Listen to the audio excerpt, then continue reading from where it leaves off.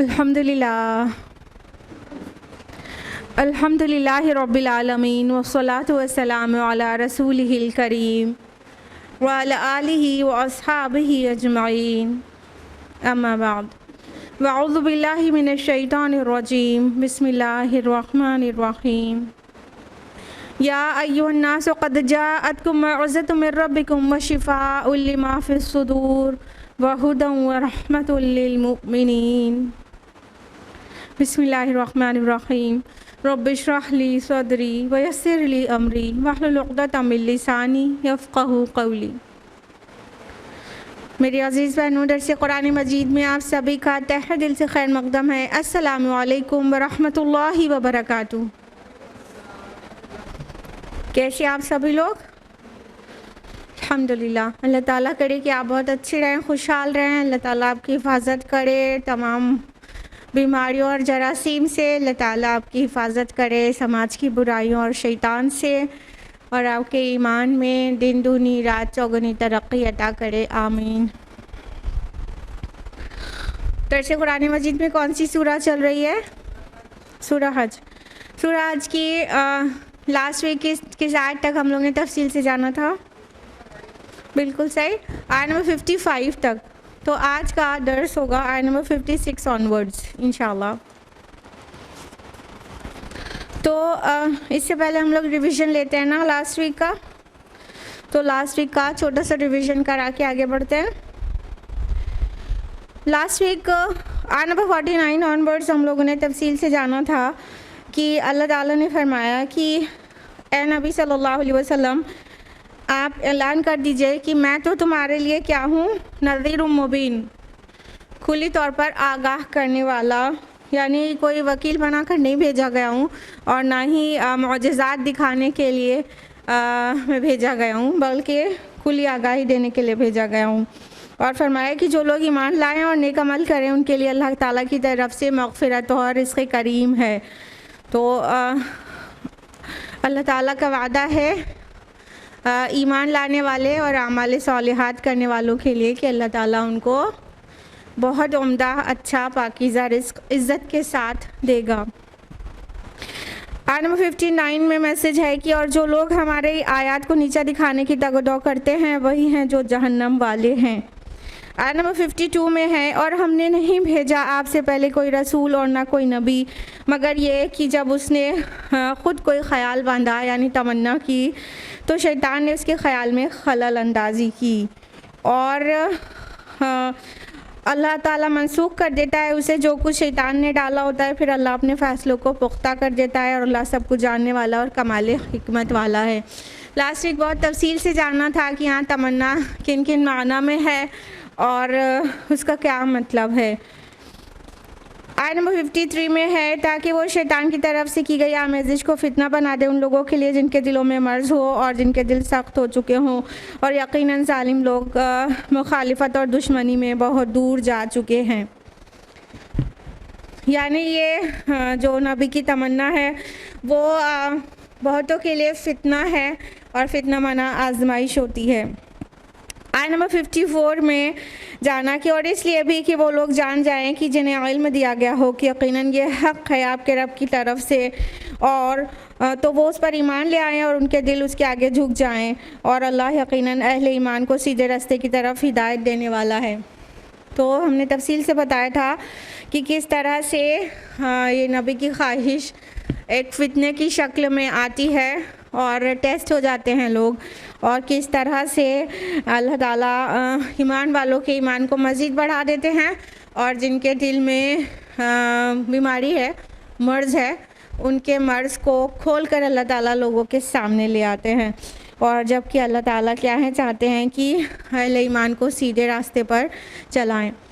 और आयत नंबर 55 में जाना था कि और काफिर तो इसके बारे में हमेशा शक व शुबा में ही रहेंगे, और यहाँ तक कि या तो उन पर क़यामत का अज़ाब अचानक आ धमके या एक 22 दिन के अज़ाब उन पर मुसल्लत हो जाए। तो हमने तफसील से बताया था कि यहाँ यौमुन अक़ीम से क्या मुराद है, यानी खैर से खाली दिन।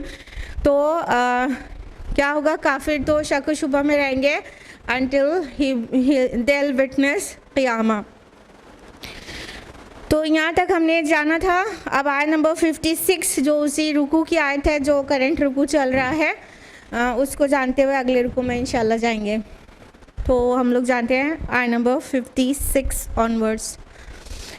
अऊज़ु बिल्लाहि मिनश शैतानिर रजीम, बिस्मिल्लाहिर रहमानिर रहीम। अल मुल्कु यौमइज़िन लिल्लाह यहकुमु बैनहुम। उस दिन बादशाही सिर्फ़ अल्लाह की होगी और वही उनके माबैन फ़ैसला कर देगा। फ़ल्लज़ीना आमनू व अमिलुस सॉलिहात फ़ी जन्नातिन नईम। तो जो लोग ईमान लाए और उन्होंने नेक अमाल किए तो उनके लिए बागात होंगे नेमतों वाले। अब अल्लाह सुब्हानहू व तआला रोज़े क़यामत को, आखिरत में जो क़यामत का दिन है उसको क्या कह रहे हैं? अल मुल्कु यौमइज़िन लिल्लाह।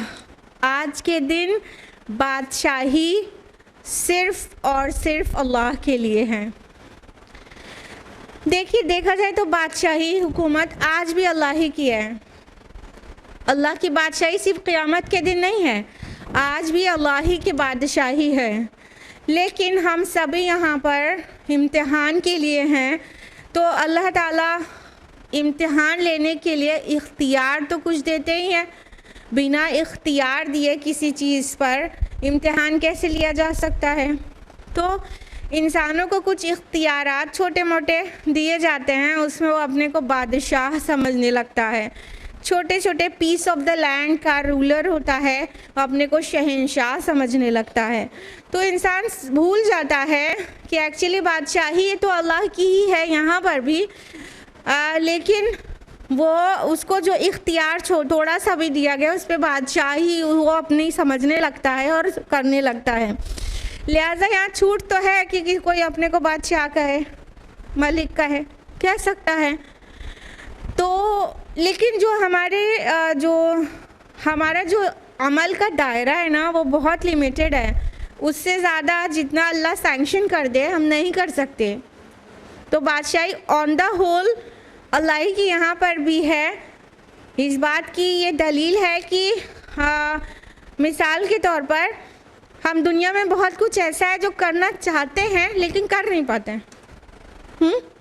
हमने सफ़र का इरादा किया, कोशिश भी किया, लेकिन कामयाब नहीं हो पाए, नहीं जा पाए सफ़र पे। यानी इंसान प्लान करता है, इवन एफर्ट भी करता है, लेकिन नहीं कर पाता। उसका मतलब there is someone who is controlling everything ना।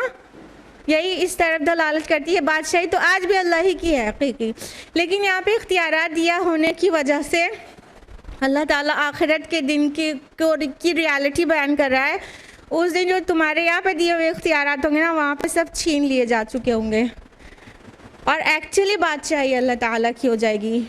मालिकी यौमिद्दीन कौन है? बदले के दिन का मालिक सिर्फ अल्लाह ताला।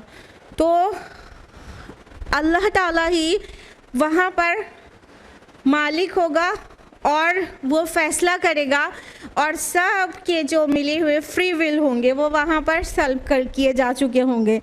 तो अल्लाह ताला कहेगा कि आज बादशाही हमारी है।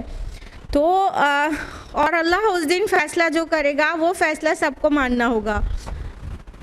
यानी आज अल्लाह ताला ने अपनी किताब में जो फ़ैसले किए हैं वो मानने के लिए इंसानों को कहा गया, लेकिन मान भी रहे नहीं भी मान रहे, लेकिन उस दिन सबको अल्लाह ही के फ़ैसले मानना होगा। तो जो लोग ईमान लाए हैं और नेक अमाल किए हैं उनको उस दिन अप्रिशिएट किया जाएगा, उनको इज़्ज़त दी जाएगी और उनके लिए बागात होंगे, जन्नतें होंगी और वो नियामतों से भरी हुई होंगी। तो अल्लाह ताला के लिए जो अपने नफ्स को कंट्रोल करते हैं, अल्लाह ताला ने उनके लिए बहुत कुछ रख छोड़ा है। आयत नंबर 57 में फरमाया वल्लज़ीना कफ़रू व कज़्ज़बू बिआयातिना फ़उलाइका लहुम अज़ाबुम मुहीन। और जिन लोगों ने कुफ्र किया और हमारी आयत को झुटलाया उनके लिए रुस्वा कुन अज़ाब होगा। तो यहाँ पे तो सब मिले जुले रह रहे हैं, काफिर भी, मुशरिक भी और मोमिन भी सब मिले जुले रह रहे हैं। बहुत बार पता भी नहीं चल रहा है कि कौन क्या है, रियलिटी क्या है, कौन मुनाफिक है कौन मोमिन पता भी इवन नहीं चल रहा है। लेकिन वहाँ पर क्या होगा, सब खुलकर सामने आ जाएगा। मोमिनों के लिए जिस तरह नेमतें होंगी तो उसके ऑपोजिट में कुफ़ार के लिए रुस्वा कुन अज़ाब होगा, बहुत बड़ा वाला अज़ाब और बहुत सख्त अज़ाब और कभी ना टलने वाला अज़ाब। तो उस दिन अल्लाह फ़ैसला सुना देंगे और फ़ैसला कर देंगे उन सभी के माबैन जो लोग आपस में इख्तिलाफ़ किया करते थे। आयत नंबर 58 है, वल्लज़ीना हाजरू फ़ी सबीलिल्लाह, और वो लोग जिन्होंने हिजरत की अल्लाह की राह में, तुम क़ुतिलू औ मातू, फिर वो कत्ल हो गए या फौत हो गए, लयरज़ुक़न्नहुमुल्लाहु रिज़्क़न हसना, तो अल्लाह उनको रिज़्क़ हसना अता फ़रमाएंगे। वइन्नल्लाहा लहु खैरुर राज़िक़ीन, और यकीनन अल्लाह ही बेहतरीन रिज़्क़ देने वाला है। अब ज़रा कॉन्टेक्स्ट में आ जाइए ताकि बेहतर समझ में आए। ये सूरतुल हज कब नाजिल हुई है बताइए? बिल्कुल, माशाल्लाह, पूरी तफसीलात के साथ। रसूलुल्लाह सल्लल्लाहु अलैहि वसल्लम के मक्की पीरियड के या तो एंड में, या यूँ कहें कि कुछ आयात इन सभी तरह से नाजिल हुई हैं। मक्की पीरियड के एंड में, हिजरत करने में, और मदीना दाखिल होने से बस फ़ौरन बाद, ये एकदम मक्का का लास्ट टाइम और मदीना की एंट्री टाइम, ये वो वक्त है जब सूरतुल हज नाजिल हुई है। अलग अलग आयत पे हमने आपको टाइम टू टाइम तफसील से भी बताया है कि एक्चुअली ये आयत किस नेचर की है और किस वक्त नाजिल हुई है ना। तो ये अभी हिजरत के मुताल्लिक़ आयत आ रही है और गालिबन मक्का के एंड पीरियड में आ रही है, और अभी ये हिजरत नहीं हुई है, पहले से खुशखबरी सुनाई जा रही है ताकि मोरल बूस्ट हो, ताकि मोटिवेटेड रहें और बहुत आसान हो जाए हिजरत मोमिनीन सादिकीन के लिए। तो अल्लाह सुब्हान तआला फरमा रहे हैं कि वो लोग जिन्होंने हिजरत की हमारी राह में, फिर या तो कत्ल हो गए या तबाही मौत मर गए, तो उन सभी के लिए अल्लाह ताला ने रिज़्क़ हसना का वादा किया है। अब देखिए रसूलुल्लाह सल्लल्लाहु अलैहि वसल्लम के चंद जो मानने वाले हैं वो इतने कमज़ोर पड़ गए हैं मक्का में कि उन्हें अपना दीन बचाने के लिए वतन छोड़ना पड़ रहा है, अपनी सरज़मीन छोड़ना पड़ रहा है, और इतना प्यारा शहर मक्का छोड़ना पड़ रहा है। और वो बज़ाहिर मालूम होते हैं कि बड़े कुचले हुए हैं, बहुत दबे हुए हैं और किसी की जुल्म से बहुत ज़्यादा ऑप्रेस्ड हैं। तो अल्लाह ताला फरमा रहे हैं कि नहीं, तुम्हें हम क्या देने वाले हैं, तुम ये देखो, जो भी अल्लाह की राह में तर्क वतन करता है, यानी अल्लाह ताला के काम पर अमल नहीं कर पा रहा है किसी पीस ऑफ द लैंड में, तो वो उसको छोड़ता है जब, तो अल्लाह ताला उसके लिए बहुत सारे जो है ब्यूटीफुल एंट्रेंस का और बहुत सारे रिस्क का, बहुत सारे प्रोविजंस का वादा करता है। क्यों जोड़ा जा रहा है रिस्क को हिजरत से? देखिए, जब इंसान अपना वतन छोड़ता है, अपना घर बार छोड़ता है, अपना वेल एस्टेब्लिश्ड बिजनेस छोड़ता है, पूरा का कोठी हो, हवेली हो, वो छोड़ रहा है, झोपड़ा हो वो छोड़ रहा है, और उसका जो माश का इंतज़ाम था, बिज़नेस था, या जो भी वे ऑफ अर्निंग थी उसको छोड़ रहा है, तो अपनी जगह से छोड़ के दूसरी जगह जाने में सबसे बड़ा चैलेंज क्या है? रिस्क का। क्या खाएंगे, कहाँ रहेंगे, यही सवालात तो दिमाग में आएंगे और आ सकते हैं। अपनी सरजमीन से एक मोहब्बत होती है, उसको छोड़ के जाने में अजीब अजीब से ख्याल नहीं आएंगे?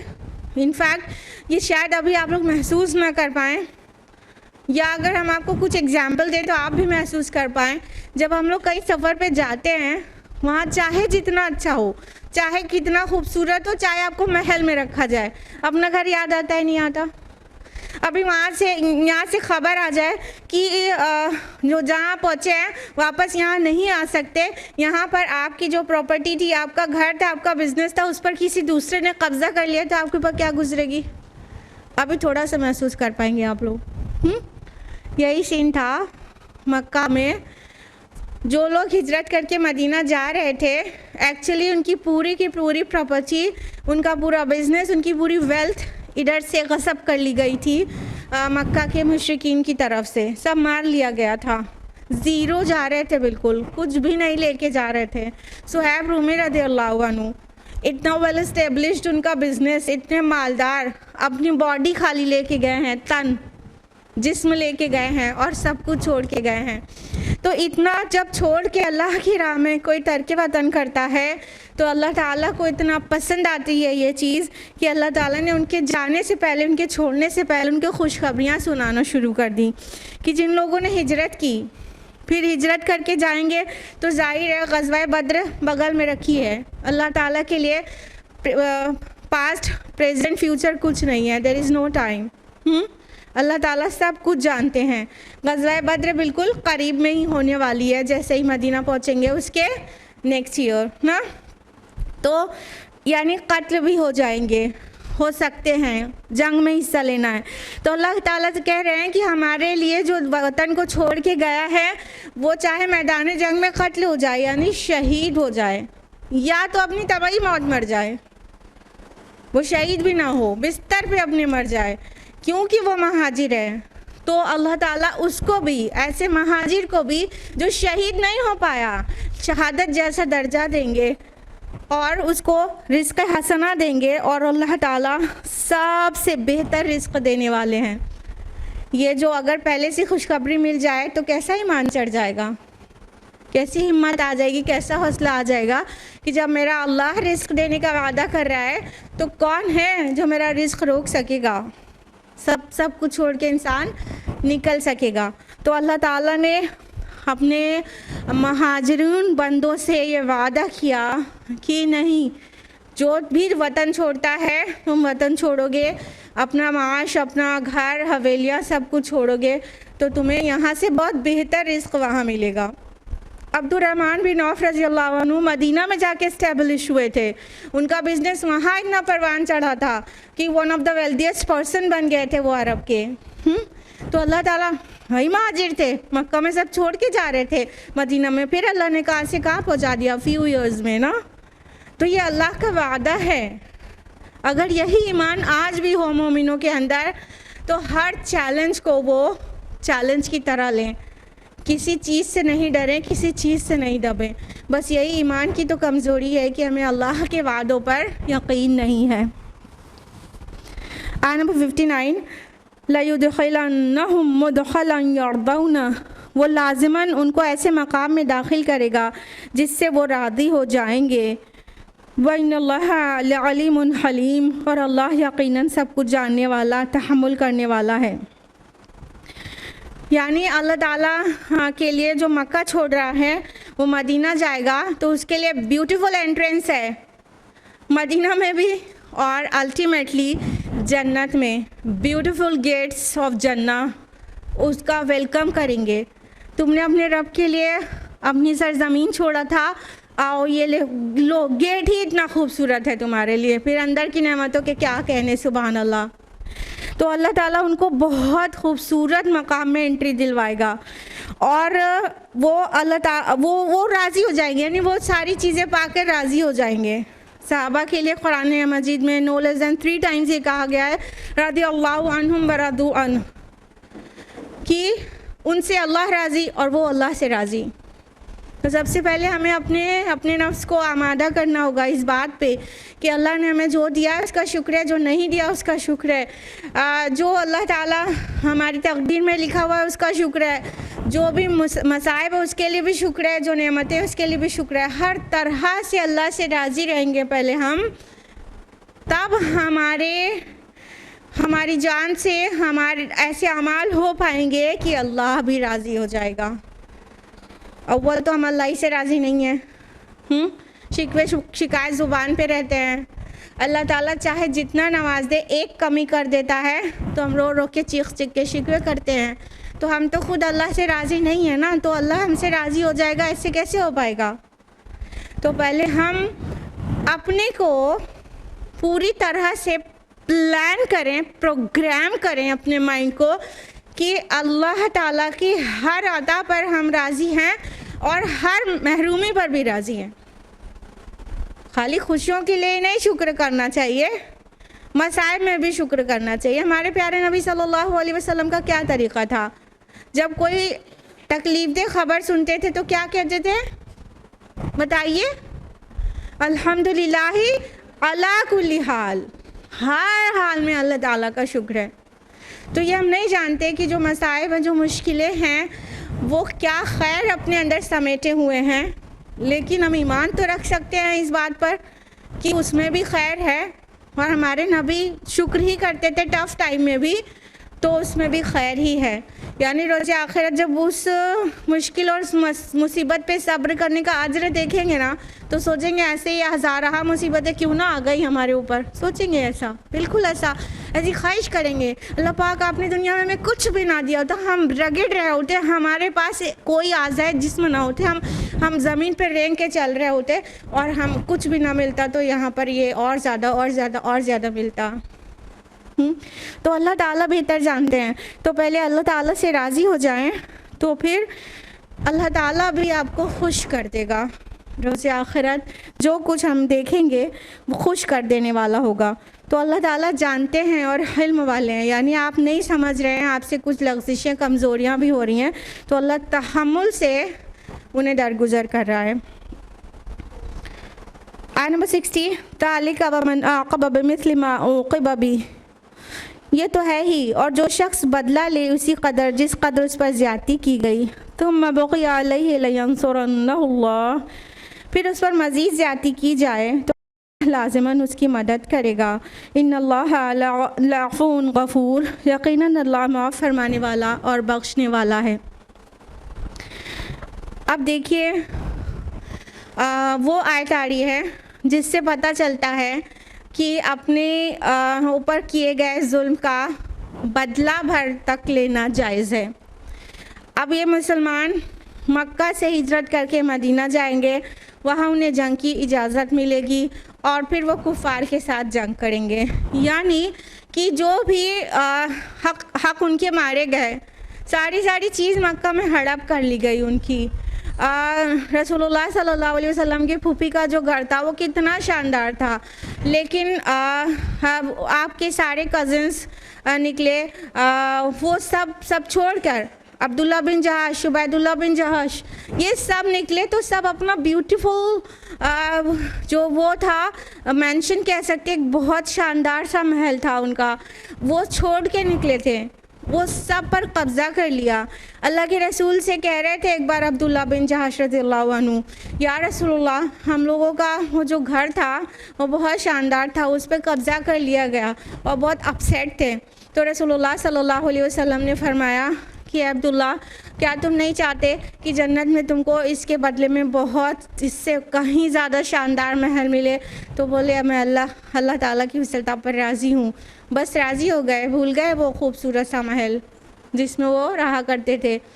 जैसे सुनने सुनाने में छोटी बात लगती है ना, आप अपने छोटे से, चाहे आपके पास 3 कमरे 2 कमरे का घर हो, उसको छीन जाने का तसव्वुर कीजिए, फिर आपको पता चलेगा कैसा कल्क और कैसी बेचैनी और कैसा गम और गुस्सा लाहक होता है।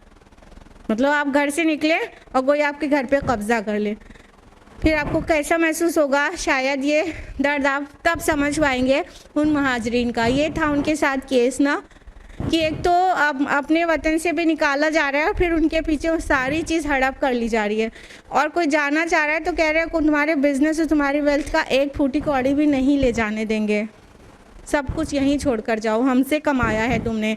सुहैब रूमी रज़ियल्लाहु अन्हु से कुफ़ार ने ये कहा था। सब कुछ छोड़ कर निकल रहे हैं। तो अल्लाह ताला की तरफ से ये इजाज़त आ गई कि जितना जुल्म किया गया है, ज़्यादती की गई है, उसके बराबर का बदला लेना तुम पर जायज़ है। ध्यान से देखिए इस आयत को, कि फरमाया कि वमन आक़ब बिमिस्लि मा उक़िब बिही, तो जो शख्स बदला ले उस कदर जिस कदर उस पर ज़्यादती की गई हो। उक़ूबत किस चीज़ को कहते हैं? किसी चीज़ के रिटर्न में कोई एक्शन लेने को, रिटालिएशन को, बदला लेने को।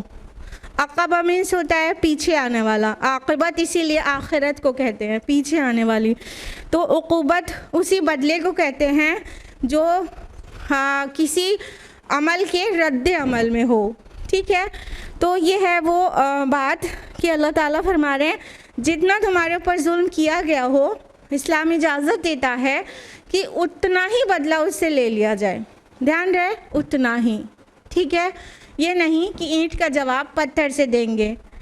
अगर जो जालिम है उसने मज़लूम को जितना नुकसान पहुंचाया है, मज़लूम ने उससे बढ़कर उसको नुकसान पहुंचा दिया, तो मज़लूम अब खुद जालिम हो गया। लेकिन अगर जो जालिम है उसने जो नुकसान पहुंचाया है, मज़लूम पर जो जुल्म किया है, अगर उसने माफ़ कर दिया तो उसके दर्जात की बुलंदी है। लेकिन अगर उसने बदला लिया बिल्कुल उसी के हम पल्ला, इक्विवेलेंट, तो मज़लूम का बदला लेने वाला एक्शन हरगिज़ भी गुनाह का बाइस नहीं होगा। क्लियर है ना पॉइंट? बराबर का बदला लेना जायज़ है, लेकिन ईंट का जवाब पत्थर से नहीं। अब इसमें कई फ़िक़ही बहसें हैं, उसमें हम तफसील में नहीं जा रहे हैं कि इमाम शाफ़ई रहमहुल्लाह कहते हैं कि जैसे जिस टाइप का बुराई की गई होगी बिल्कुल उसी टाइप से क़िसास लिया जाएगा। जैसे किसी को काट के मारा है किसी ने, तो जालिम को काट के मारा जाएगा, जला के मारा है तो जालिम को जला के मारा जाएगा, वगैरह वगैरह। लेकिन इमाम शाफ़ई रहमहुल्लाह कहते हैं कि नहीं, क़िसास में तरीक़े को फ़ॉलो नहीं किया जाएगा, मारूफ़ तरीक़े से क़िसास लिया जाएगा वगैरह। ये फ़िक़ही वैसे इसमें तफसील में नहीं भी जा रहे हैं, लेकिन आपको इतना पता होना चाहिए कि बराबर का बदला लेना इस्लाम में जायज़ है, गुनाह नहीं है। एक वो थॉट है कि एक गाल पे चाटा मार दिया तो दूसरा गाल भी पेश कर दिया, इस पे भी मार दो। ऐसे तो जालिम का बहुत ताकत बढ़ जाएगी, समझ रहे हैं? जालिम की बहुत ताकत बढ़ जाएगी और मज़लूम की मज़लूमियत और इंतहा को पहुंच जाएगी, बहुत जुल्म बढ़ जाएगा। तो इस्लाम ने बदला लेने भर की इजाज़त दी है। तो फरमाया उसके बराबर का अगर उसने ज़्यादती की तो फ़ाइन है, और जो मज़ीद ज़्यादती करेगा, यानी जब बदला ले रहा है इंसान, तो जो जालिम था जिसने इनिशिएट किया था, तो वो जालिम और ज़्यादा चिड़ में और ज़्यादा जुल्म करना शुरू कर देगा ना, तो अल्लाह ताला उस मज़लूम के लिए हेल्प का प्रॉमिस कर रहे हैं कि अगर रिटालिएशन में कोई एक्शन लिया गया, फिर उसके रिटालिएशन में जालिम ने और बड़े बड़े जुल्म करना शुरू कर दिया, तो अल्लाह ताला उस मज़लूम के साथ है, उसकी मदद करेगा। ना सिर्फ दुनिया में, आखिरत में भी उसे अज्र दिया जाएगा उस तकलीफ़ को सहने का। आगे फरमाया, इन्नल्लाह लग़फ़ूरुन गफ़ूर, यकीनन अल्लाह ताला माफ़ करने वाला और बख्शने वाला है। क्यों अल्लाह ताला के ये अस्मा यहाँ पर आए, अफ़ूवुन गफ़ूरुन? देखिए, आप लोगों ने बहुत गौर किया हो अगर कुरान मजीद में, तो बहुत सी आयत एंड करती है अल्लाह ताला के एक इस्म या मोर देन वन अस्मा पर ना। लेकिन जो अस्मा जहाँ पर आते हैं अल्लाह ताला के ब्यूटीफुल नेम्स, वो बहुत रिलेटेड होते हैं उस पर्टिकुलर आयत से। उसके ऊपर जो बात कही जा रही है उससे बहुत रिलेटेड, बहुत रेलिवेंट होते हैं। तो यहाँ पर अल्लाह ताला ने अपनी दो सिफ़ात याद दिलाई है कि अल्लाह ताला अफ़ून गफ़ूर है। क्या मतलब है उसको कई तरह से समझ सकते हैं। एक तो ये कि जो मज़लूम है उसने कुछ तो खून का बदला कुछ तो खून से लिया, नॉर्मल हालात में ये जायज़ तो नहीं था, लेकिन बदला लेने में जायज़ हो गया। तो अल्लाह रहम करने वाले, माफ़ करने वाले और दरगुज़र करने वाले हैं, तो अल्लाह ताला उसको पनिश नहीं करेंगे जो कुछ तो खून का बदला उसी वे में ले रहा है। यानी अल्लाह उसे दरगुज़र किए रहेंगे, उसको बिल्कुल माफ़ किए रहेंगे। यहाँ तक कि एक बिट इधर उधर भी हो जाए तो भी अल्लाह ताला चश्मपोशी से काम लेंगे।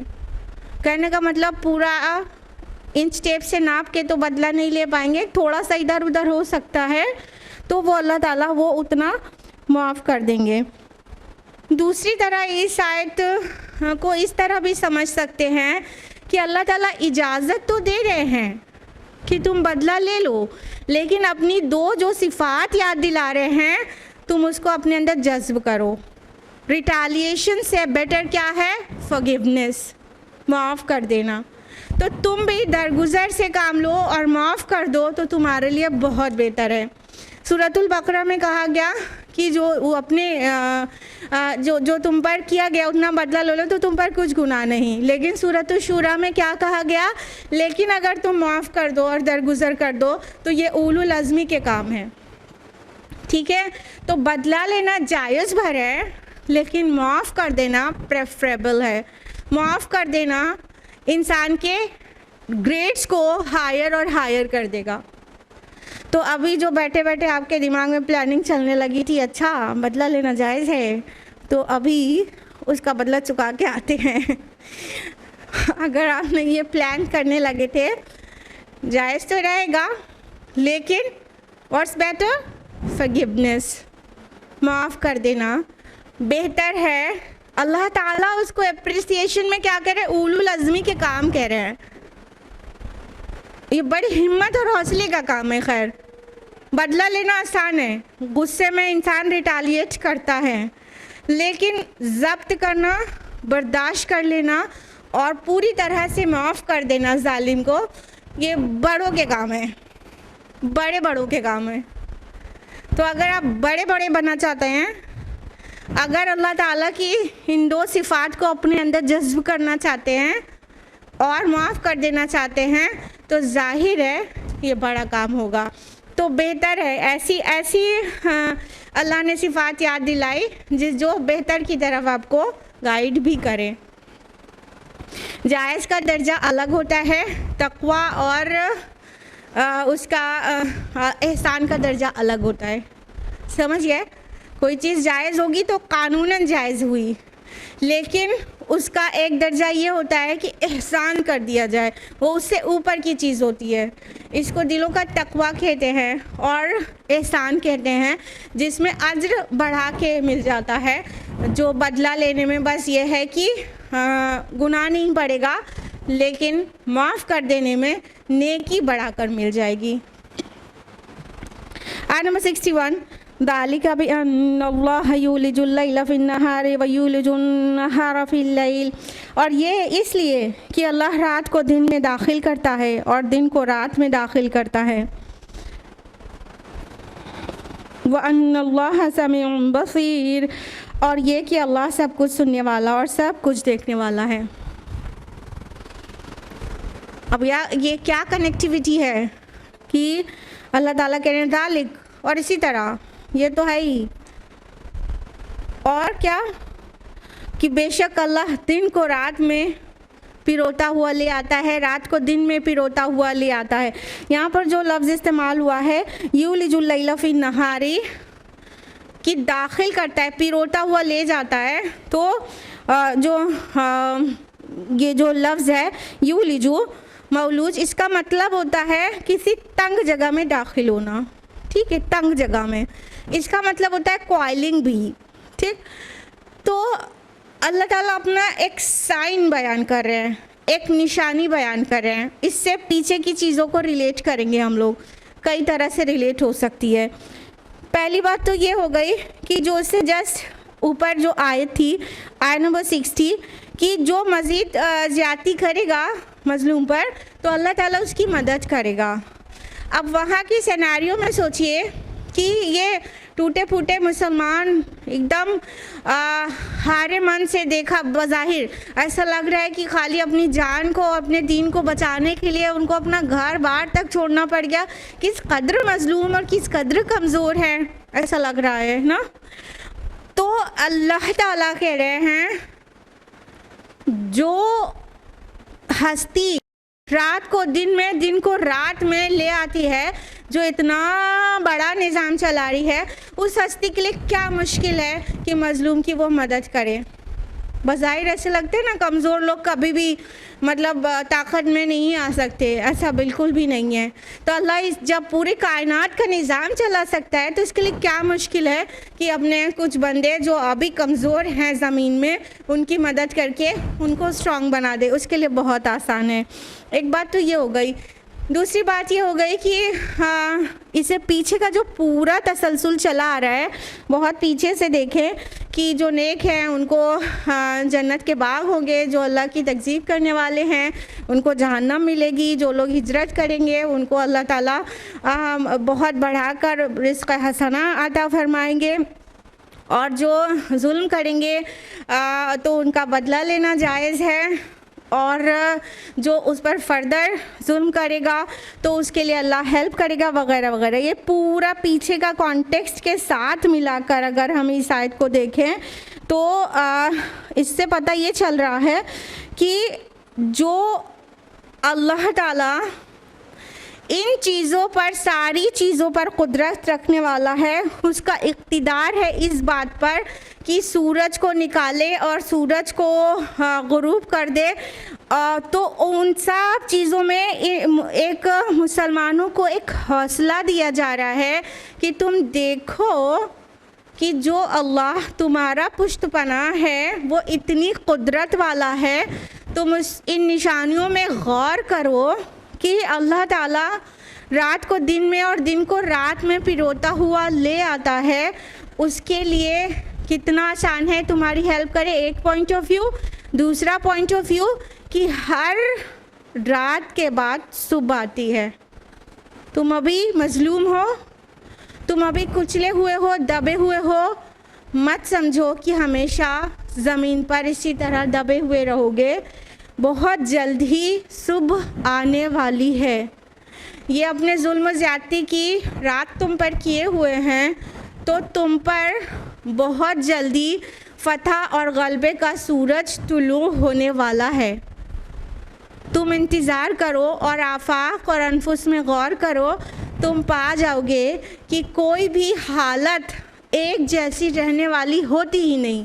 हालतें हमेशा बदलती रहती हैं। कभी खुशी है तो कभी गम है, कभी दिन है तो कभी रात है, कभी अच्छा फील हो रहा है तो कभी सैड फील हो रहा है। ये सब हालात हैं। हालात हमेशा बदलते रहते, एक जैसे रहते ही नहीं। और इन हालात की तब्दीली हमें आफाक में थोड़ा गौर फिक्र करके समझ में आ सकती है। तो अल्लाह ताला ने यहाँ पर रात और दिन की फेर बदल की मिसाल दी है। ये हालात को बता रहे हैं कि रात आती है कैसी, मतलब खौफ वाली चीज़ होती है और मायूसी सी होती है, लेकिन फिर सूरज तुलू होता है और फिर रोशनी हो जाती है और फिर इंसान बहुत से ऐसे काम कर सकता है जो रात में नहीं कर सकता था। तो ये हालात बदलते रहते हैं, लेकिन हम क्या है कि सूरज के तुलू और गुरूब पर गौर नहीं करते और उसको मामूली बात समझते हैं, जबकि वो मामूली हमारे लिए सिर्फ़ और सिर्फ इसलिए हो गई कि 24 घंटे में हम ये दोनों चीज़ रोज़ाना देखते हैं। लेकिन जब गौर करेंगे तो पता चलेगा ना कि ये एक्चुअली कितनी सारी निशानियाँ अपने अंदर समेटे हुए, सिर्फ एक निशानी सूरज का तुलू होना और गुरूब होना। आज हम एस्ट्रोनॉमी जानते हैं, आज हम फलकियात जानते हैं थोड़ी बहुत, उससे हमें पूरे निज़ाम का काफ़ी हद तक पता चल रहा है कि किस शानदार तरीके से चीज़ें होती हैं। तो ये एक डिसिप्लिन भी शो करता है कि अल्लाह ताला की कुदरत बिल्कुल कामिल है, उसका इक़्तिदार पूरी तरह मुस्तकिल है और पूरा उस पर कुदरत रखता है। उसके इंतज़ामात निहायत मुस्तहकम हैं। कोई चीज़ सूरज को नहीं डिले करती कि वो तुलू हो जाए, कोई भी चीज़, और कोई भी चीज़ सूरज को गुरूब होने में नहीं बीच में आती, चाहे कितने बड़ा VIP शहर में आ जाए। होता है क्या? आज बहुत बड़े VIP साहब आए हैं, MIP साहब आए हैं, तो आज सूरज थोड़ा देर में गुरूब हो जाए, होता है क्या? अल्लाह ताला का निज़ाम इतना मुस्तहकम और इतना फ़ाइन वे में होता रहता है। तो अल्लाह ताला रात और दिन को बहुत बार बहुत जगहों पर निशानी के तौर पर पेश करते हैं, तो उस पर गौर किया करें। अल्लाह चाहते हैं कि हम गौर करें निशानियों में। तो यहाँ पे बहुत क्लियर इससे जो मैसेज मिल रहा है तो वो ये है कि ये कुफ्र और जहालत का जो अंधेरा प्रिवेल हुआ है अभी मक्का में, इसके बाद एक ईमान और इस्लाम का सूरज तुलू होने वाला है बहुत जल्द। उसका मैसेज दे रहा है अल्लाह ताला कि जिस तरह से रात के बाद दिन आ जाता है तो वो आने वाला है दीन इस्लाम के लिए भी। और इसी तरह किसी का इख्तिदार रहता है तो उसका सूरज गुरूब हो जाता है, फिर दूसरी बार किसी और का इख्तिदार हो जाता है। ये सारे मैसेजेस हैं इसके अंदर। तो अल्लाह ताला फरमा रहे हैं कि और ये इसलिए कि अल्लाह ताला रात को दिन में दाखिल करता है और दिन को रात में दाखिल करता है, और ये सब कुछ सुनने वाला और अल्लाह ताला सब कुछ देखने वाला है, समीउन बसीर है। यानी अल्लाह ताला को बेहतर पता है कि मुहाजिरून के दिल पर क्या गुज़रती है, वो सुन रहा है और देख रहा है। और अल्लाह ताला ऐसा नहीं कि बस फौरी फ़ैसला कर ले, अभी किसी उसके मोमिन सादिक बंदे को तकलीफ़ पहुंचाई, अभी अल्लाह ताला को इतना गुस्सा आ जाए कि सब तलपट करके रख दे। नहीं, अल्लाह ताला सब कुछ देख रहे हैं। और जो रिवॉर्ड पनिशमेंट की जगह है ना, वो एक्चुअली दुनिया नहीं है, वो आखिरत है। और आखिरत के लिए यहाँ टेस्टिंग है। जिसके दिमाग में और इल्म में सब कुछ क्लियर रहता है ना, उसके लिए बहुत आसान रहता है तकलीफ़ें बर्दाश्त करना, बहुत आसान। अल्हम्दुलिल्लाह। अल्लाह से दुआ करें कि अल्लाह ईमान मजबूत करे और कुरान में खूब गौर-फ़िक्र करे, और ये सारे हक़ाइक़ जब बहुत वाज़ेह हो जाएंगे ना जहन में, तो हर चीज़ को सहना आसान हो जाएगा, सिचुएशन को टैकल करना आसान हो जाएगा, सब कुछ बहुत आसान हो जाएगा। इंसान झुंझलाता क्यों है? क्योंकि जो चीज़ देख रहा होता है उसको रियलिटी समझता है। वो रियलिटी नहीं, वो टेस्ट है। रियलिटी तो आखिरत में होगी, जो रिटर्न होगा उसका। हम यही जो पूरा अल्लाह ताला का क्रिएशन प्लान है, ये भूल जाते हैं। इसीलिए यहाँ पर मुश्किलें हैं, परेशानियाँ हैं, गम है, उसमें एकदम से झुंझला के बिल्कुल कोई अजीब ही बातें करने लगते हैं, कोई अजीब ही फैसले ले लेते हैं, और बहुत ज़्यादा टेंस हो जाते हैं और रातों की नींद अपनी गंवा देते हैं और डिप्रेशन का शिकार हो जाते हैं। ये सब कुछ सिर्फ इसलिए है कि हम जो अल्लाह ताला का पूरा यूनिवर्स का यूनिवर्सल क्रिएशन प्लान है उसको याद नहीं रखते।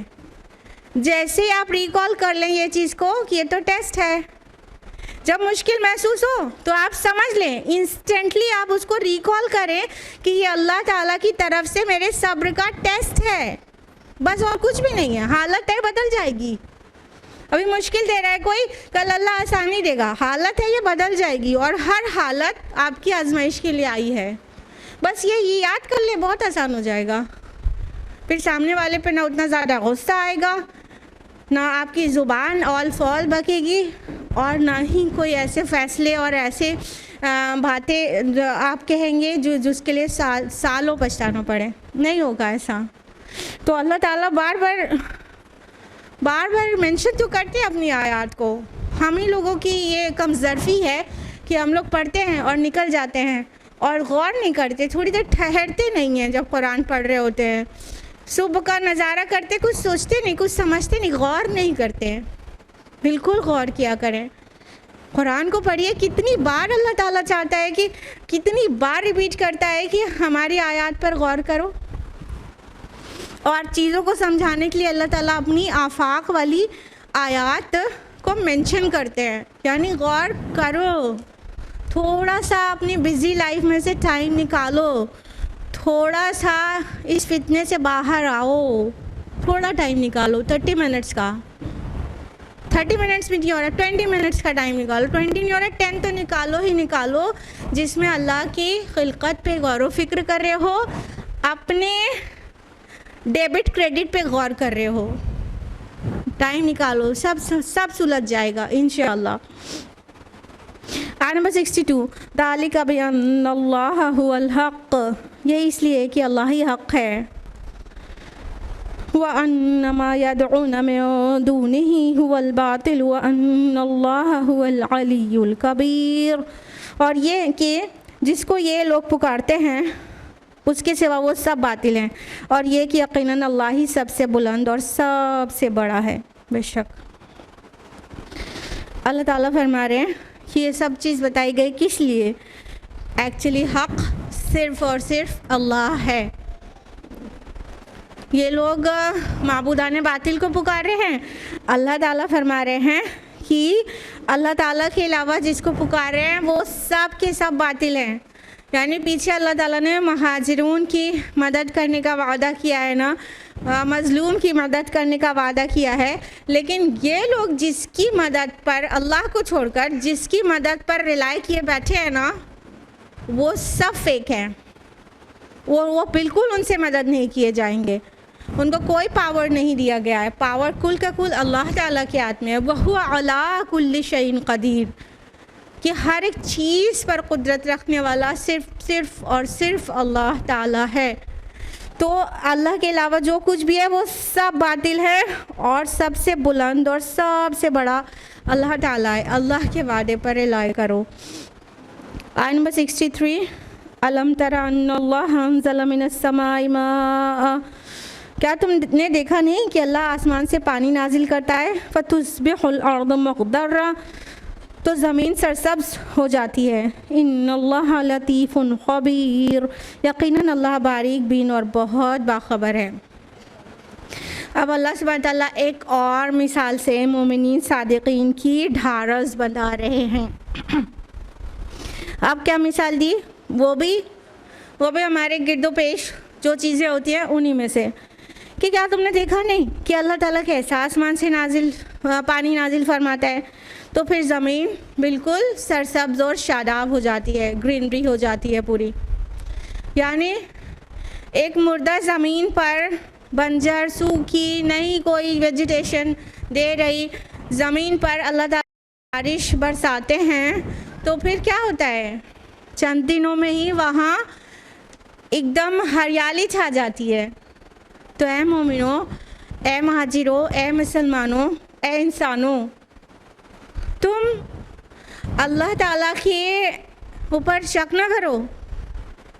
देखो आज तुम्हारी सख्ती के दिन चल रहे हैं, कोई बात नहीं, अल्लाह ताला आज नहीं कल तुम पर अनकरीब रहमत नाजिल करेगा। वो मुश्किल दिन सब दूर हो जाएंगे और खुशहाली के दिन आ जाएंगे। जिस तरह बिल्कुल वीरान सुनसान, बिल्कुल सूखी ज़मीन पर जैसे लगता है अब ये पॉसिबल ही नहीं है यहाँ पर कुछ भी लाइफ जो है, लाइव स्टॉक यहाँ पर निकलेगा, लेकिन वो होता है। अल्लाह ताला जब बारिश बरसाते हैं तो सब ग्रीन ग्रीन हो जाता है, और ग्रीन होने के बाद कितना खुशनुमा लगता है, कितना दिल को सुकून, आँखों को ठंडक पहुँचाता है।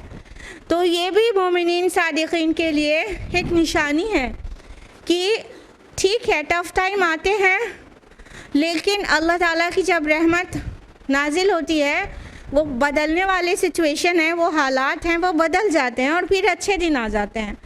तो अहले मक्का के लिए भी यही जो सख्ती वाले दिन चल रहे थे कि 2 रकात नमाज़ पढ़ने का आज़ादी नहीं है कि सुकून से अल्लाह की इबादत कर सकें। अल्लाह की ज़मीन में स्पेशली खाना काबा हो जहाँ पर, तो वहाँ पर इबादत नहीं कर सकते, रह बस नहीं सकते, खुल के जी नहीं सकते, अपनी मर्ज़ी नहीं कर सकते। बिल्कुल कुफ़ार ने इतना बड़ा टॉर्चर किया हुआ है मुसलमानों को।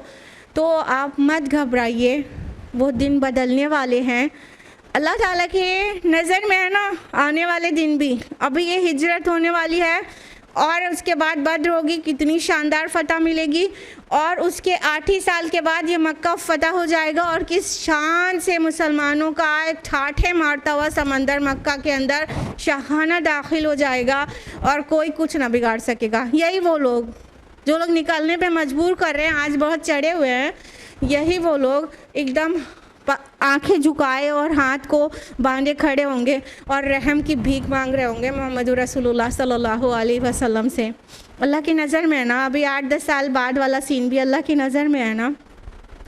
तो अल्लाह ताला कह रहे हैं देखो ज़मीन पर हर सीज़न में ये तुम्हें देखने को मिलता है। अभी दिन और रात की निशानी से मिसाल दिया गया, डेली 24 आवर्स में दोनों चीज़ विटनेस कर लेते हैं हम लोग, हाँ। और अब हर सीज़न में विटनेस की जाने वाली चीज़ से मिसाल दी जा रही है।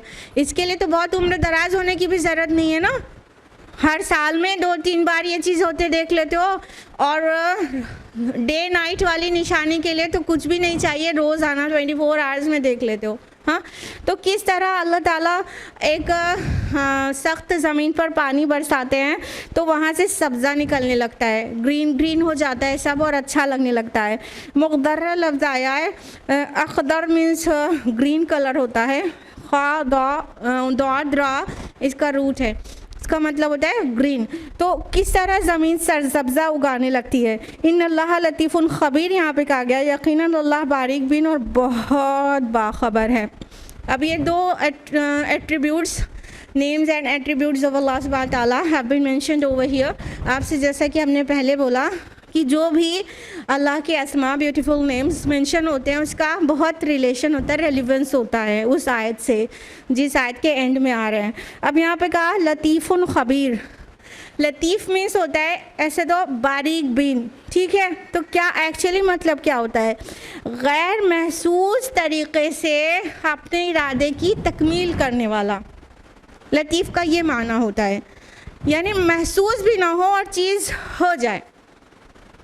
तो आप देखिए, और ख़बीर बहुत ज़्यादा ख़बर रखने वाला, यानी हर एक चीज़ उसकी नॉलेज में हो, वेल इन्फॉर्म्ड हो, पूरी तरह से बाखबर हो, ठीक। अब ये अस्मा क्यों आए हैं यहाँ पर, देखिए जब कोई चीज़ होती है जो सख्त मालूम हो रही है और नेगेटिव मालूम हो रही है और तकलीफ़ दे मालूम हो रही है, तो इंसान नहीं समझता, नहीं जानता, लेकिन अल्लाह जानता है वो कोई बहुत बड़ी खुशखबरी का पेशखैमा होती है।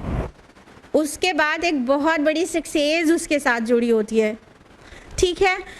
देखिए अब ये हिजरत होने वाली है, सामने बगल में बद्र रखी हुई है कि अभी इतनी बड़ी फतह मिलेगी, इतनी शान बढ़ जाएगी। ये जो मतलब निकाल दिए जा रहे हैं, दबे कुचले महसूस हो रहे हैं, इनकी पूरे अरब में, सिर्फ अरब में नहीं, अरब के बाहर हर जगह चर्चा हो जाएगी कि ये चंद मुट्ठी भर मोहम्मद के फॉलोअर सल्लल्लाहु अलैहि वसल्लम 313 लोग 1000 के लश्कर पर, मुसल्लह लश्कर पर फातेह हो गए और इसी शान से फतह मिली है। पूरे में इनकी चर्चा हो जाएगी, इनके कॉन्फिडेंस, इनके जोश, इनके इस्तिक़लाल और इनकी फतह की पूरे में चर्चा हो जाएगी। अल्लाह ताला जान रहे हैं ना। तो कुछ चीज़ें होती हैं जो थोड़ा सा टाइम लेती हैं। प्रीवियस एग्जाम्पल से देख लीजिए, जब बारिश होती है तो फ़ौरन ग्रीन नहीं हो जाता, क्या होता है, it takes a little time ना, धीरे धीरे। वो बारिश एक खुशखबरी है, वो पेशखैमा है हरियाली का, ठीक है। उसके बाद हरियाली हो जाती है, थोड़ा सा टाइम लगता है, लेकिन वही ज़रिया बन जाता है किसी खुशखबरी का। तो ये जो इंसान की ज़िंदगी में जो दिन आते हैं, अदलते बदलते रहते हैं, वो कई बार मुश्किल चीज़ एक बड़ी खुशखबरी की खबर होती है, या तो कह सकते हैं कौन सी चीज़ कौन सा रंग ले लेगी नहीं पता रहता, ठीक है। माइक्रोस्कोप ईजाद हुआ तो किसी ने ये सोचा था कि मेडिकल साइंस कहाँ पहुँच जाएगी और हाँ साथ में एटम बॉम्ब और हाइड्रोजन बॉम्ब तक मामला हो जाएगा, नहीं पता था। इतनी सी चीज़ के बाद कितनी बड़ी चीज़ हो जाएगी, nobody was aware of it. Columbus जब निकला था अपने जगह से सफ़र करने के लिए, तो किसी को पता था कि यूएसए की बिना डाली जा रही है आज के दिन, किसी को पता था, नहीं पता था। चीज़ें थोड़ा टाइम लेती हैं, लेकिन फिर क्या से क्या हो जाती हैं। तो अल्लाह ताला जो काम करता है वो बहुत लतीफ़ तरीक़े से करता है, बहुत बारीकी के साथ, गैर महसूस तरीक़े से, इंसान को पता नहीं चलता, लेकिन वो उस चीज़ का ज़रिया बन जाता है, जो बाद में आउटकम आता है तो पता चलता है। तो कभी कोई गम भी आता है जो बहुत बड़ी खुशखबरी का पेशखैमा होता है। आखिर अबू सलमा की डेथ हुई तो उम्मे सलमा रज़ी अल्लाह अन्हा कितनी डिसहार्टेंड थी, और वो ये कहती थी अबू सलमा जैसे कौन हो सकता है। लेकिन उनको उनके नबी ने, ईमान तो पहले ही ले आई थी, उनको उनके नबी ने सिखाया था जो दुआ उसको पढ़ा करती थी। अल्लाह ताला ने क्या दिया, अबू सलमा से बेहतर कोई हो सकता है, हो सकता है, हो सकता है, नबी हो सकता है। अल्लाह ताला ने नबी सल्लल्लाहु अलैहि वसल्लम उनके निकाह में दे दिया। हाँ, ये ऐसा होता है। उस वक्त तो कितना गम था, लेकिन अबू सलमा फौत नहीं हुए होते तो एक साथ 2 मैरिज हो पाती क्या उनकी? क्या उनको उम्मुल मोमिनीन बनने का शर्फ हासिल हो पाता? अबू सलमा को फौत होने का गम उन्हें बर्दाश्त करना पड़ा, तब उम्मुल मोमिनीन बनने का शर्फ उनको मिला और जन्नत में नबी सल्लल्लाहु अलैहि वसल्लम के साथ में होंगी। हाँ, इतना बड़ा शर्फ। तो कई बार चीज़ें ऐसी होती हैं जो बज़ाहिर बहुत तकलीफ़देह होती हैं, लेकिन वही एक्चुअली एक बहुत बड़ी खुशखबरी का कि एक साइन होता है, एक बीज डाली जाती है वहाँ पे। वो तकलीफ़देह भी हो सकता है, वो अजीब भी हो सकता है, वो कंफ्यूजिंग भी हो सकता है, वो इरिटेटिंग भी हो सकता है, कैसा भी, लेकिन उसके बाद जो आउटकम उसका आना रहता है थोड़ा सा टाइम लेता है, लेकिन जब वो आउटकम आता है तब पता चलता है इंसान को कि अच्छा ये वजह थी, अल्लाह ताला ने ये प्लान किया था। समटाइम्स आपको ये दिन भी देखने को भी नहीं मिलेगा दुनिया में कि अच्छा अल्लाह ने ये प्लान किया था, ज़िंदगी भर नहीं उसका रिज़ल्ट नहीं दिखेगा, डायरेक्ट आखिरत में दिखेगा। तब तो आप राज़ी हो जाएंगे, राज़ी हो जाएंगे। बड़े मसाइब उठाए, बड़ी तन्हाई, बड़ी घुटन, बड़ा अकेलापन, बहुत गम, बहुत बीमारी, बहुत कुछ, सिर्फ मैंने सहा है, सिर्फ सहा है, ऐसी ऐसी फीलिंग आती है हमेशा। और जन्नत में जब आखिरत में जब उस सहने के बाद जन्नत की चाबी हाथ में दे दी जाएगी तो बंदा सोचेगा वल्लाह और मैंने क्यों ना सहा, इतना सा क्यों सहा, और बहुत सहने को मिल जाता और तकलीफ़ें डाल देता अल्लाह ताला। तो ऐसा भी हो सकता है दुनिया में, इवन पता भी ना चले, डायरेक्ट आखिरत में पता चले। तो हर एक चीज़ पर्पसफुल होती है और अल्लाह ताला के हर काम बारीक बीनी के साथ होते हैं, गैर महसूस तरीक़े से होते हैं। हम चाहते हैं कि अभी हमें गुस्सा आया, अभी सामने वाले का कुछ भी अंजाम हो जाए, बस अभी सब कुछ हो जाए। नहीं, अल्लाह ताला का काम बहुत लतीफ़ तरीक़े से होता है, गैर महसूस तरीक़े से होता रहता है। कई बार इंसान ऐसे कुछ दूसरों के लिए ट्रैप तैयार कर रहा होता है, उसी में खुद फंस जाता है। होता है नहीं होता? तो जिस वक्त वो ट्रैप तैयार कर रहा होता है ना उसे पता होता है, ना उसके जिसके लिए वो कर रहा है उसे पता होता है, अल्टीमेटली वो खुद ही उस ट्रैप में फंस जाता है। तो अल्लाह का काम बहुत बारीक बीनी से होता है और अल्लाह ताला क्योंकि हर चीज़ से ख़बरदार है तो वही तो वेल प्लान कर सकता है ना, जिसके नज़र में पास्ट प्रेजेंट फ्यूचर सब आया हो, यकसा हो, वही वेल प्लान कर सकता है। हम और आप नहीं कर सकते। हम प्रेजेंट देख सकते हैं और ज़्यादा से ज़्यादा पास्ट हमें याद रहेगा, फ्यूचर तो देख नहीं सकते। बहुत अच्छी प्लानिंग कर सकते हैं, नहीं कर सकते। Indian constitution one of the best constitutions कहलाता है वर्ल्ड का। साल में 1, 2, 3 बार अमेंडमेंट्स होते रहते हैं। क्या प्लान करते हैं, क्या प्लान करते हैं? अपना बेस्ट समझ के प्लान करते हैं, अगले साल वो धराशायी हो जाता है, दूसरा कानून लेके आना पड़ता है। समझ रहे हैं? इंसान फ्यूचर नहीं देखता तो नहीं प्लान कर सकता, सिर्फ वो ही बेस्ट प्लानिंग कर सकता है जो फ्यूचर भी देख रहा हो, और वो ज़ात सिर्फ एक है और वो अल्लाह ताला की ज़ात है। आयत नंबर 64, लहू मा फिस समावाति व मा फिल अर्द, उसी का है जो कुछ आसमानों में है और जो कुछ ज़मीन में है। व इन्नल्लाह लहुल गनीयुल हमीद, यकीनन अल्लाह बेनियाज है और अपनी ज़ात में ख़ुद हमीद है। तो अल्लाह ताला के लिए क्या मुश्किल है कि जब आसमानों और ज़मीन की हर एक चीज़ उसकी है, उसके लिए क्या मुश्किल है? किसकी हेल्प करे और किसको पटक के रख दे? अल्लाह के लिए बहुत आसान है। बस अल्लाह को अपना यार, अपना दोस्त बनाए इंसान, सब आसान हो जाएगा। और अल्लाह ताला क्या है? अल-गनी है, बेनियाज है। नहीं मानोगे ए अहले मक्का? नहीं मानोगे, नहीं उस पर ईमान लाओगे, उसकी खालिज करके इबादत नहीं करोगे, मत करो। अल्लाह अल-गनी है, वो बिल्कुल बेनियाज है, उसे किसी की ज़रूरत नहीं, वो इंडिपेंडेंट है और वो फ्री फ्रॉम ऑल नीड्स है, उसको आपकी ज़रूरत नहीं है। और वो अल हमीद है, अपने आप में सतूदा सिफ़ात, अज़ खुद तारीफ़ किया हुआ। हम और आप दूसरों की तारीफ़ के मोहताज हैं। कोई तारीफ़ कर दे तो कहा जाएगा अरे वो बहुत अच्छी है, उनकी तो बहुत तारीफ़ होती है। किसी के करने से हमारी तारीफ़ होगी? नहीं तो नहीं। अल्लाह ताला की तारीफ़ हमारे और आपके करने से नहीं है, अज़ खुद अज़ खुद तारीफ़ किया हुआ है। इस हमीद का ये माना होता है, किसी की तारीफ़ करने से जो प्रेज्ड है उसको हमीद नहीं कहते, जो अपने आप में प्रेज्ड है उसको हमीद कहते हैं। तो अल्लाह ताला अल हमीद है, अपने आप में तारीफ़ किया हुआ। हम अल्हम्दुलिल्लाह कहें, हम सुभान अल्लाह कहें, हम अल्लाहु अकबर कहें, हम ला इलाहा इल्लल्लाह कहें या ना कहें, अल्लाह ताला अपने आप में तारीफ़ किया हुआ है। बहुत सारे फ़रिश्ते उसकी तारीफ़ और तस्बीह बयान करते हैं और वो अपने आप में पूरी तरह से मुकम्मल है, हर खामी हर ऐब से मुनज़्ज़ह है, मुबर्रा है। इसलिए उसे हमारी और आपकी ना ईमान की ज़रूरत है ना इबादत की, हमें और आपको उसकी ज़रूरत है। तो हमें और आपको उसके पीछे पीछे भागना चाहिए। अल्लाह ताला हमको हिदायत के सामान कर रहा है, यही क्या कम है, हमें उसका शुक्र करना चाहिए। तो आयत नंबर 64 तक ये हुआ है। आज के लिए हम यहीं पर रुकेंगे और अल्लाह ताला से दुआ करेंगे कि अल्लाह ताला हम सभी को कुरान मजीद पढ़ने, समझने, गौर व फ़िक्र करने, गौतासनी करने की तौफ़ीक़ अता फ़रमाए और कुरान के ज़रिए हमारी दुनिया और आखिरत अल्लाह दोनों संवार दे। आमीन या रब्बल आलमीन। वाखिरु दावाना अनिल हम्दुलिल्लाहि रब्बिल आलमीन। वस्सलामु अलैकुम व रहमतुल्लाहि व बरकातुहू।